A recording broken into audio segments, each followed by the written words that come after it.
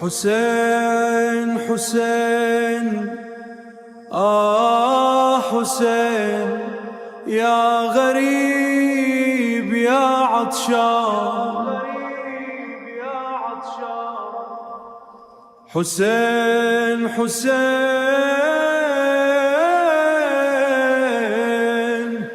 يا وحيد يا سليم يا سليم حسين حسين حسين يا سليم. Bismillahirrahmanirrahim ve sallallahu ala seyyidina Muhammed ve alihi tahirin sallallahu aleyke ya Əba Əbdillah. Salamlayıram hər birinizi əziz tamaşaçılar. Bəhsimiz Qəm Karvanı verilişində yetişdi Kərbəlanın bu hadisəsinə ki, artıq Şimr ibn Zilcövşən Übeydullah ibn Ziyad tərəfindən Kərbəlaya göndərilir. Buna əsasən bugünkü mövzumuzun adı və başlığı Şimr məlunun gəlişi və müharibənin artıq başlanması. Biz keçən verilişdə qeyd elədik. Ömər Səd gələndən sonra İbn Ziyad tərəfindən hökm gəldi ki, Fərat çayı ilə İmam Hüseyin əleyhissalamın qoşunu arasında fasilə yaradılsın. Əziz tamaşaçılar, Kərbəla torpağında günlər keçdikcə vəziyyət daha da ağırlaşırdı. Fərat çayının yolu bağlanmışdı. Çadırlarda susuzluq artmışdı. Uşaqların səsi səhrada eşidilirdi. Digər tərəfdə isə Kufədən gələn ordu hər gün daha da böyüyürdü. İmam Hüseyin əleyhissalamın qarşısında artıq minlərlə əskər toplanmışdı. Amma buna baxmayaraq Kərbəla çadırlarında qorxu yox idi. Narahatçılıq yox idi. Orada iman var idi. Orada səbir var idi. Orada müqavimət var idi. Orada haqq yolunda qərar vermiş insanlar var idi. Amma Kufədə oturan Übeydullah ibn Ziyad bu vəziyyətdən hələ də narahat idi. Çünki o bilirdi ki, Ömər ibn Səd hələ də qəti qərar verməyib. O hələ də müharibəni başlatmayıb. Bu səbəbdən Kufədən yeni bir adam göndərdi. Bu adam tarixdə çox məşhur və mənfur və çox qaranlıq bir adla tanınacaq. Onun adı Şimr ibn Zilcövşən idi.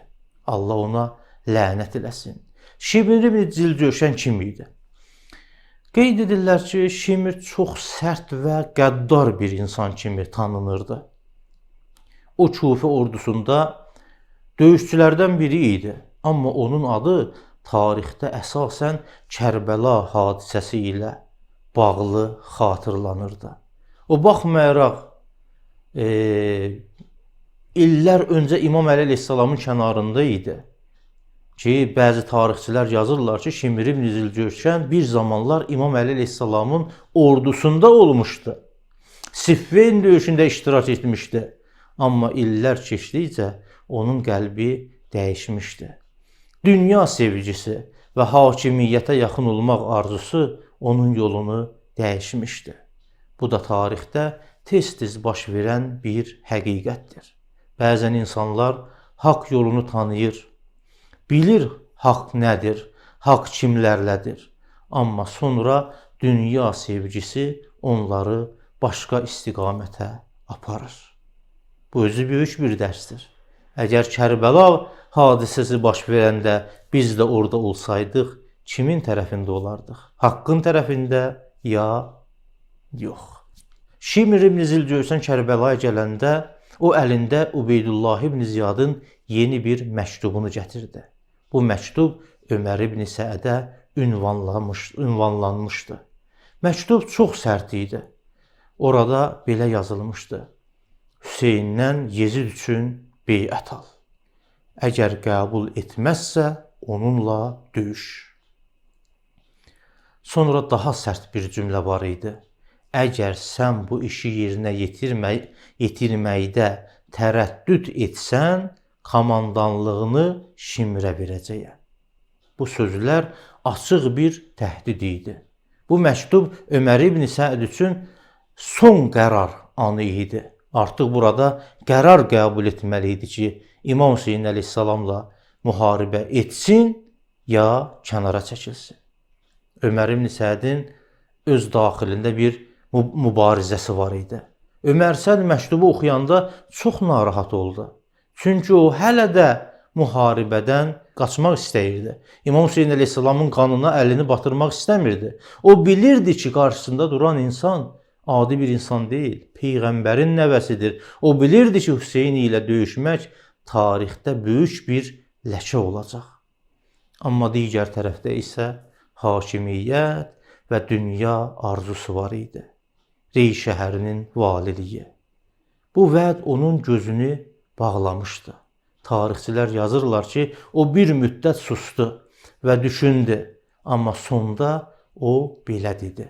Mən bu işi davam etdirəcəyəm. Bu qərar Kərbəla hadisəsinin gedişini artıq müəyyənləşdirdi. Artıq müharibəyə qərar verdi. Burada Şimrin özünün də təhlükəli bir planı var idi. Şimr Kərbəlaya gələndən sonra hadisələr daha da gərginləşdi. O çox sərt danışırdı. O müharibənin dərhal başlanmasını istəyirdi. Çünki o düşünürdü ki, Hüseyn əleyhissalama qarşı heç bir yumşaqlıq göstərilməməlidir. Şimr həm də bir başqa planla gəlmişdi. O bilirdi ki, Kərbəla çadırlarında Əbülfəzl Əbbas və onun qardaşları var idi.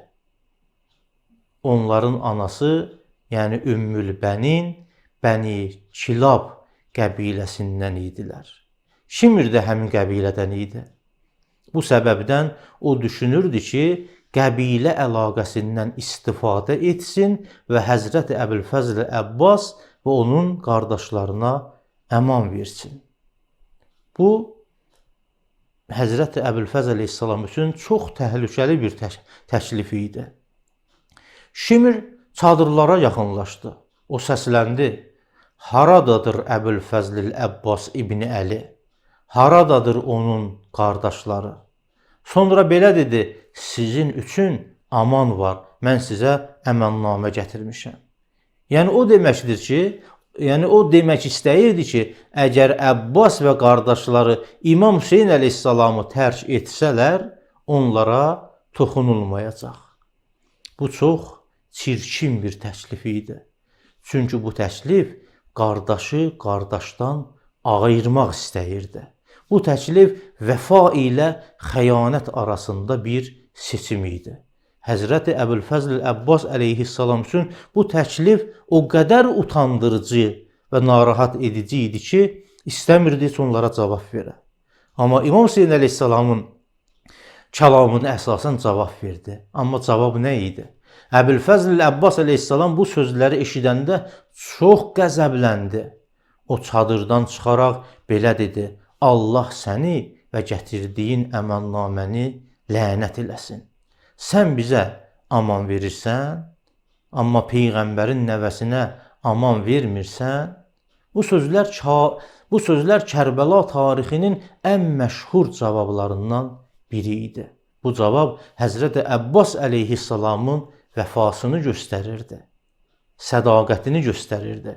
Çünki o bilirdi ki, onun həyatı İmam Hüseyn əleyhissalam ilə bağlıdır. Onun üçün Hüseynsiz həyatın heç bir mənası yoxdur.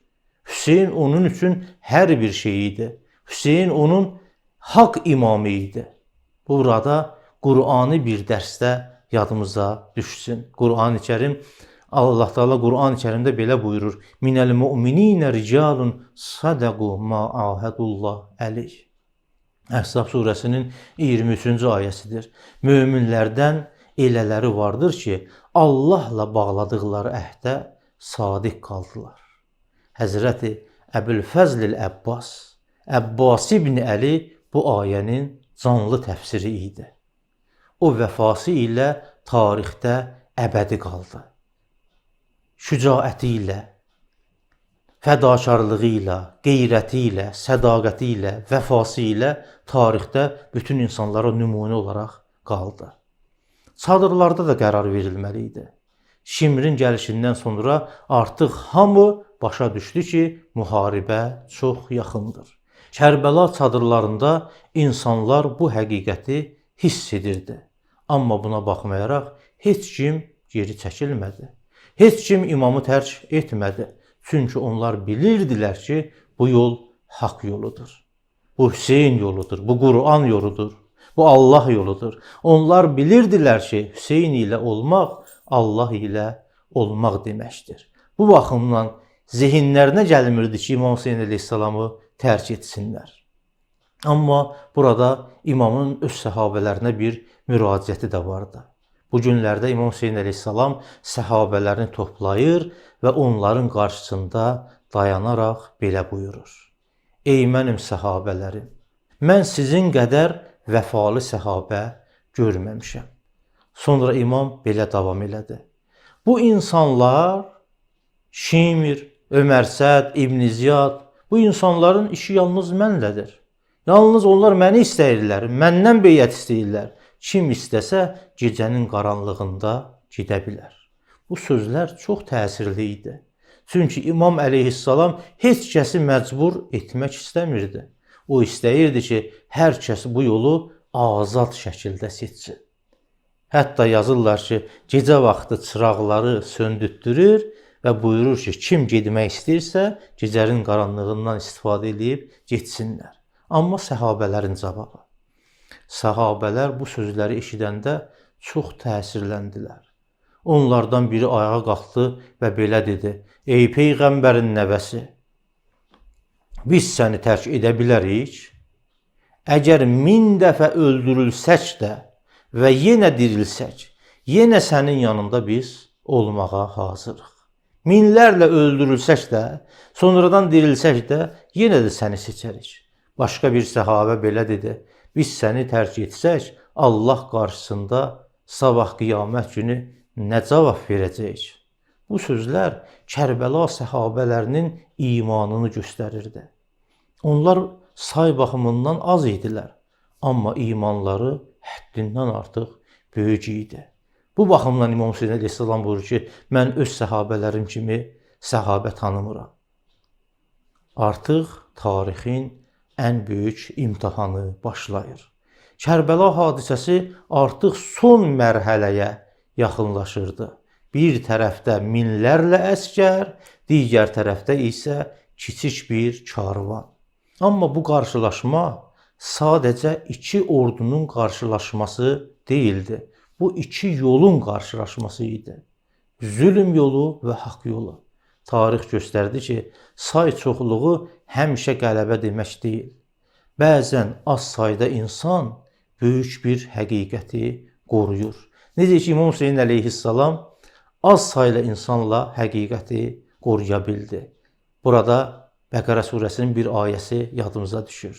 Kəm min fiətin qalilətin qaləbət fiətən kəthirətən biiznillah.